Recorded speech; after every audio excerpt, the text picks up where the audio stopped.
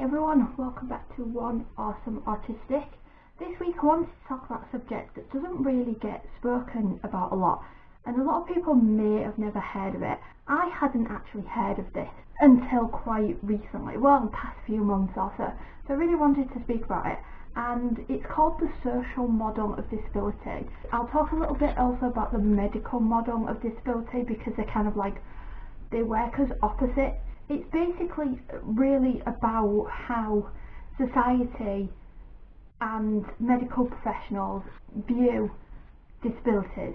So what the social and medical models of disability are is that the social model of disability is that a disability is viewed as a social problem and therefore social changes are needed to be made to accommodate those disabilities, make the disabled person's life easier, etc, etc.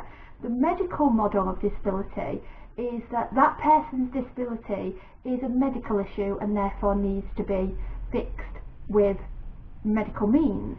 Now, both models work depending on what disability you are applying them to. Obviously, if you have a broken leg, and say it's a severely broken leg, so it's going to heal, it's going to get fixed essentially.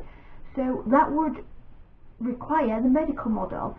A lot of disabilities, particularly disabilities that are classed as incurable, degenerative, I can never say that word, degenerative, and those kinds of disabilities really should be seen under the umbrella of the social model.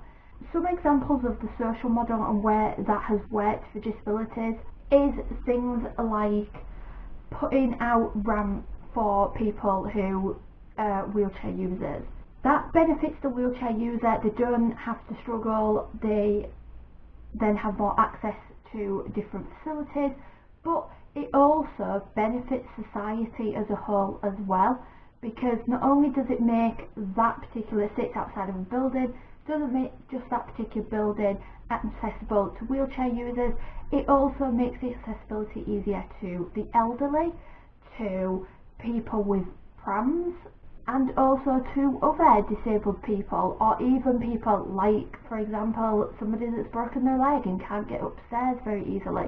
Social models of disability can also help society as a whole. There are knock-on benefits. In terms of autism, this is where I believe, and there will probably be people that agree with me, probably people that disagree with me, but I believe that autism and autistic people need to be under the umbrella of the social model, whereas actually quite often they're put under the umbrella of the medical model. That to me is wrong, because autism is not something that is curable, it's not fixable, and typically we don't want to be fixed. We just want society to be a little bit more adaptable and a little bit more flexible so that we can go on out with our lives independently.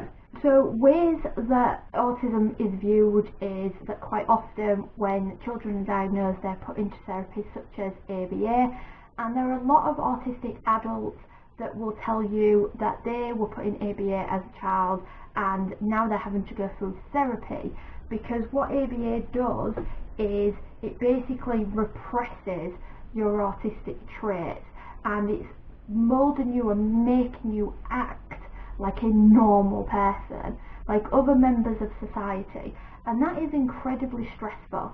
It can be also quite emotionally, mentally, physically traumatizing essentially. Whereas if our traits were just accepted and small areas of our lives were just a little bit more flexible, then we'd be able to live our lives as our true autistic selves. A good example of this is a lot of places like shops and public buildings that have very bright fluorescent lights, very loud music playing that is just kind of unnecessary. There are other people that do not like this loud music, people that have hearing problems and such, like people who suffer with migraines, do not want to go into a shop that has loud music blaring, because that's going to also make their condition worse. There is no need for the music, it's not adding anything. Bright fluorescent lights are not necessary. If that was swapped out for more natural day looking light and dimmed a little bit more, then that would be beneficial to a lot of people, because bright fluorescent lighting can also actually cause migraines and headaches as well. Doctor surgeries are also a good example, because doctor surgeries, as well as say places like dentists and things like that, can be already quite an anxiety inducing environment, but by dimming the lights a bit, it being a little bit quieter, and just having those little changes in place will not only help autistic people, but they can also help a wide range of people. It creates a more calming atmosphere for everybody. And all this really is just basically an attitude change. Autism is a neurological condition that you are born with. You cannot change the wiring in somebody's brain. Autism is not caused by anything, you are born with it. Therefore, it's not something that can be cured or fixed. We need that attitude change in terms of not being viewed as a medical model of disability anymore, but autism needs to be viewed under the social model of disability element. And if we can start making changes in society, then autistic lives will start to be a lot better. And just to throw this little statistic out there as an example, you would kind of think, oh well, there's not that many autistic people, because the statistics at the moment is that in the UK there are about 700,000 diagnosed autistic people. And you would think, well, why should the UK, that has a population of nearly 65 million, make a change just for this small percentage?